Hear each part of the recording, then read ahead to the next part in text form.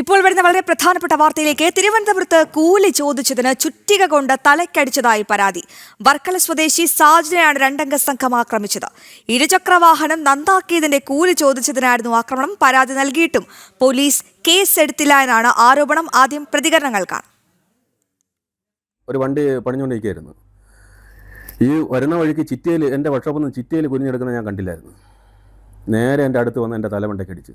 ഞാൻ ഈ അടി കൊള്ളാതിരിക്കാൻ ബാക്കിലോട്ട് തല പിടിച്ചതും എൻ്റെ പുരിയത്ത് അടി കൊണ്ട് അതിൽ ബോധം കെട്ട് ഞാനങ്ങ് വീണ് ഞാൻ വീണ്ടും ബോധം വന്ന് എണീക്കാൻ നേരത്ത് എന്നെ ചിറ്റയിലിന് ഷോൾഡറിലും എൻ്റെ ഭാര്യയിലും മുതുകിലെല്ലാം ചിറ്റയിലിനെ അടിച്ച് വീണ്ടും തറയിട്ട്.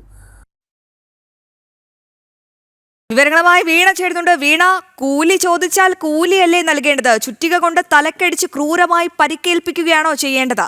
ആരാണ് ഈ പ്രതികൾ? പോലീസ് എന്ത് നടപടിയാണ് സ്വീകരിച്ചത്? ഒപ്പം ഈ യുവാവിന്റെ ആരോഗ്യനില അതെങ്ങനെ തുടരുന്നു? വീണ, അശ്വതി, ഒരു ഞെട്ടിക്കുന്ന സംഭവം തന്നെയാണ് തിരുവനന്തപുരം വർക്കലയിൽ ഉണ്ടായിരിക്കുന്നത്. വർക്കലയിൽ കൂലി ചോദിച്ചതിനാണ് വർക്ക്ഷോപ്പ് ഉടമയായ സാജന് നേരെ ക്രൂരമർദ്ദനം ഉണ്ടായിരിക്കുന്നത്. 4 ദിവസങ്ങൾക്ക് മുമ്പാണ് ഈ ഒരു സംഭവം നടന്നിരിക്കുന്നത്.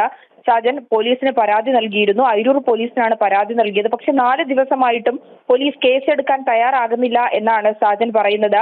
200 രൂപയാണ് ഈ വാഹനം നന്നാക്കിയതുമായി ബന്ധപ്പെട്ട്, ഇരുചക്ര വാഹനം നന്നാക്കിയതിന് കൂലിയായി ചോദിച്ചത്. പക്ഷെ ആ രണ്ടംഗ സംഘം അത് നൽകാൻ തയ്യാറായില്ല എന്നത് മാത്രമല്ല, ചുറ്റിക ഉപയോഗിച്ച് തലക്കടിച്ച് വീഴ്ത്തിയതിനു ശേഷം മുതുകത്തും വാരിയെല്ലിനും മാരകമായ വലിയ ചുറ്റിക കൊണ്ട് മർദ്ദിച്ചു എന്നാണ് സാജൻ പറയുന്നത്.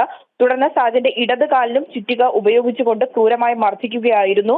ഈ പ്രതികളെ കുറിച്ച് തനിക്ക് കൃത്യമായ ധാരണയുണ്ട്. ഈ പ്രതികൾക്കെതിരെ നടപടി സ്വീകരിക്കണം, ഇത്തരത്തിലുള്ള പരാതിയിലടക്കം ഇക്കാര്യങ്ങൾ പറഞ്ഞുകൊണ്ട് അയിരൂർ പോലീസിന് പരാതി നൽകിയിട്ടും നടപടിയെടുത്തില്ല എന്നാണ് പറയുന്നത്. പോലീസ് കേസെടുക്കാൻ കൂട്ടാക്കുന്നില്ല, പ്രതികളെ സംരക്ഷിക്കുന്ന നിലപാട് തുടരുന്നു എന്നാണ് സാജൻ പറയുന്നത്. സാജൻ ഇപ്പോൾ പാരിപ്പള്ളി മെഡിക്കൽ കോളേജ് ആശുപത്രിയിലാണ്. കാൽമുട്ടിന് ഗുരുതരമായി പരിക്കേറ്റിട്ടുണ്ട്. ഇടത്തെ കാലിലെ മുട്ടിനാണ് പരിക്കേറ്റിരിക്കുന്നത്.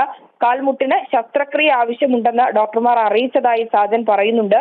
എന്തായാലും ഇതുമായി ബന്ധപ്പെട്ട് പോലീസ് ഒരു നിസ്സംഗത തുടരുന്ന സാഹചര്യത്തിൽ ഉന്നത പോലീസ് ഉദ്യോഗസ്ഥർക്ക് പരാതി നൽകിക്കൊണ്ട് നിയമ നടപടിയുമായി മുന്നോട്ട് പോകാനാണ് സാജന്റെ തീരുമാനം. അശ്വതി.